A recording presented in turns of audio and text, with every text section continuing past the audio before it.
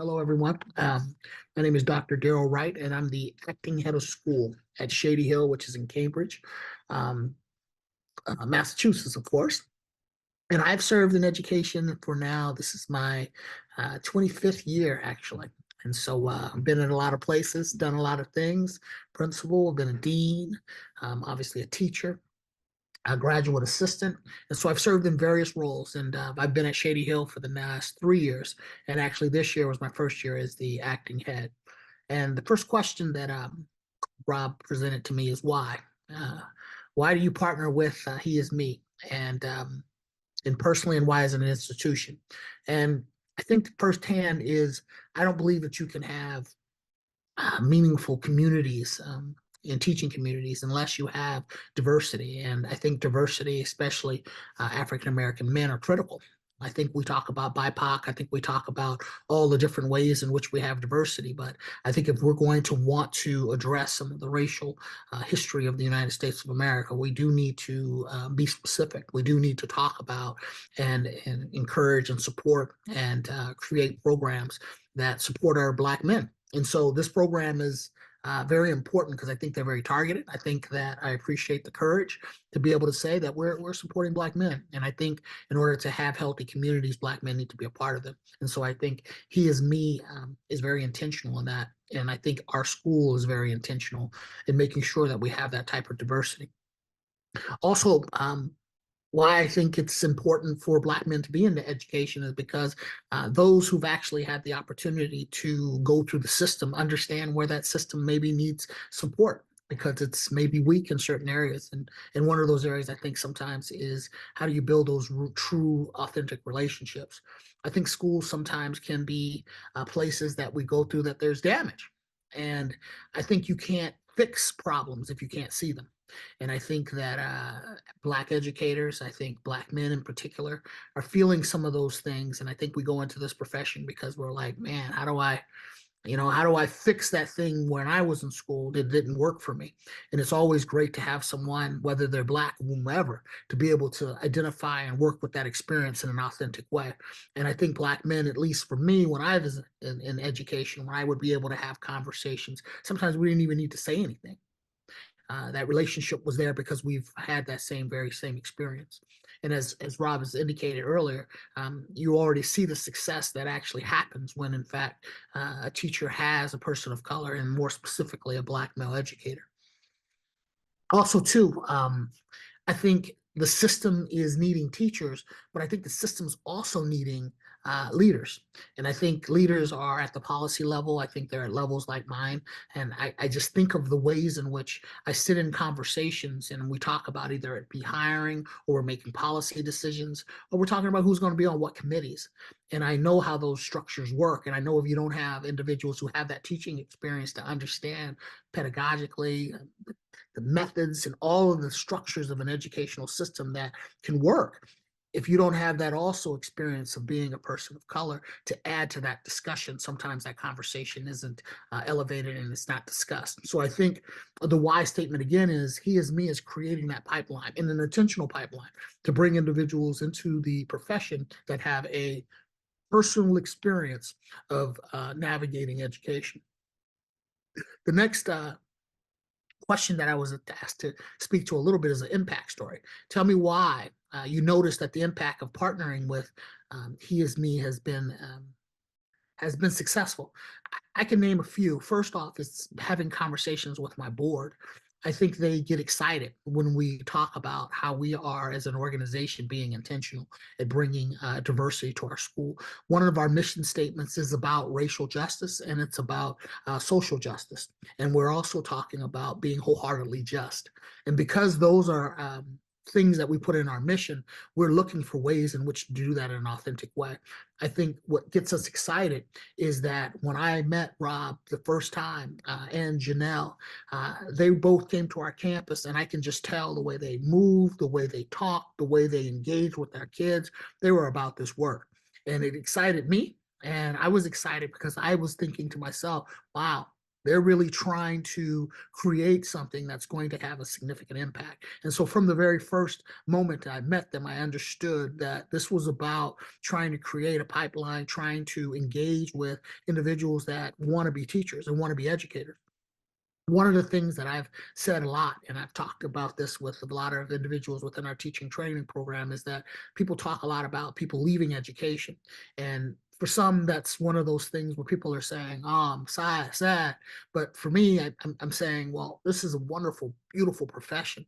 And if you need to leave, I give you all the energy to do what you need to do. But I'm also looking for educators who are coming into this profession, knowing what the obstacles that lay in front of us. And I think he is me is not trying to hide those obstacles. And I think people who are of color who are entering this profession also realize that the obstacles are difficult. But I think they're coming into the profession because they want to have a significant difference. And I think Rob, I think Janelle, I think the entire organization isn't in any way, shape, or form trying to hide from those obstacles, but confronting them head on. And I think my story is being able to share that story with my board and watching them embrace that and watching them think about ways in which we can be creative, whether it be monetarily or we set up systems with our teacher training center, whatever those things are, because we know firsthand when we bring individuals of color into our organization, they're going to have a significant impact. Another story I can share a little bit about why this is important is I just last week got a phone call from one of my fellows that was in our program last year. And what I love is that we've created this now network, and it's only been 3 years that we're working in this program where people are calling and having conversations and asking for mentorship, asking for, Dr. Wright, I'm thinking about going into this program, or I'm thinking about taking on this job, or I'm thinking about doing this new thing in education. I want to be the Secretary of State. What should I do? And I think what's happening is it's creating this structure where we can have this conversation, where I can give feedback, where I can not only talk about when we were in the fellowship, but we have this relationship to talk about how do you strategize and move on within your career. And one of the questions he was asking, man, I want to be a Secretary of State. He actually didn't go into education, but he went and he's been teaching financial literacy classes. And he's kind of thinking, I want to be a principal. I want to be these other things. And my feedback to him is that if you're wanting to be a Secretary of State, if you're wanting to move into some of these roles, one of the things educators are going to look for is for you to be a teacher. They're going to want you to understand how to sit in a classroom and how to be able to move and and how to encourage, how to inspire, and how to lead curriculum. All of those things are important. And I think if you're going to do this at a policy level, or if you're going to do this at a principal or at even any level, those are critical years because I think you learn the rhythm and the patterns of what it requires to be a teacher. And I think that's important in a profession where you're going to be leading teachers. And what was great is that he was able to understand it, he was able to process it, and he was able to think. And I think what we serve, or at least what I think I hope I serve in this role, as being a mentor for individuals that I'm seeing. I currently right now have about 6 to 7 fellows, and we meet monthly for seminars, and we have very specific questions in which we talk about identity. We talk about what does that look like to be in a classroom and to bring your full self. I mean, all of these conversations are ones in which I didn't get to have as an educator when I went into this profession. I kind of came in and learned it on the job and kind of dealt with those stressors that go along with that. But I think being in this role and being able to have those conversations with fellows who are going in, they're going to have and be much further along in that process than I ever was. And so I'm excited that I can be that. And I'm excited that the teachers who are the individuals who are in the fellowship are able to have those conversations so that they can prepare themselves to not necessarily have to deal with some of the challenges that I had to earlier on in my career. My next was my connection. Explain why the impact matters.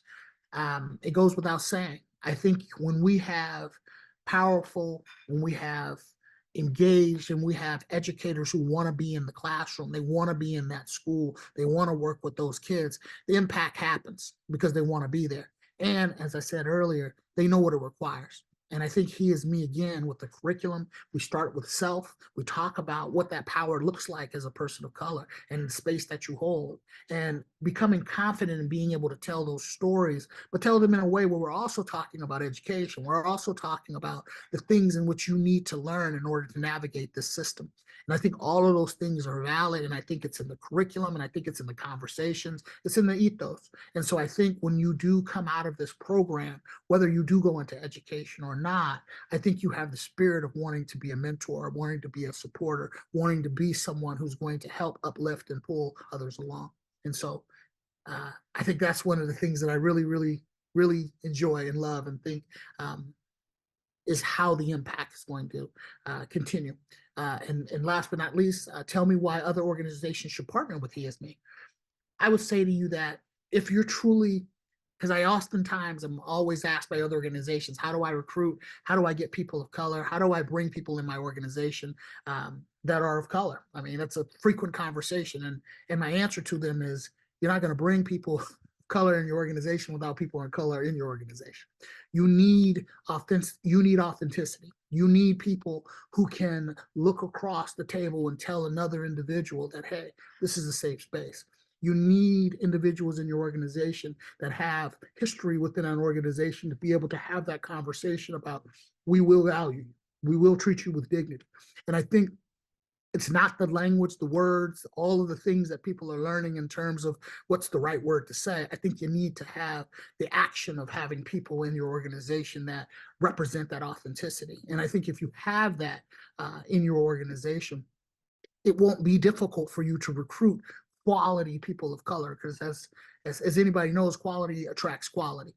And so I think if you have programs such as this that are developing from high school all the way up, quality educators, and you can bring those educators into your school, we won't be having that conversation of what do you need to do, what strategy or what thing you need to, what you'll have is individuals sitting in these roles talking to other educators around why this institution truly meets its mission, why it's actually a diverse and wonderful place to work. But I think you need to have organizations such as this to create those pathways, because we haven't done that in education really well. And I think this is an organization that's doing that really well. Each year that I've been a part of this organization, we've continued to refine and get better.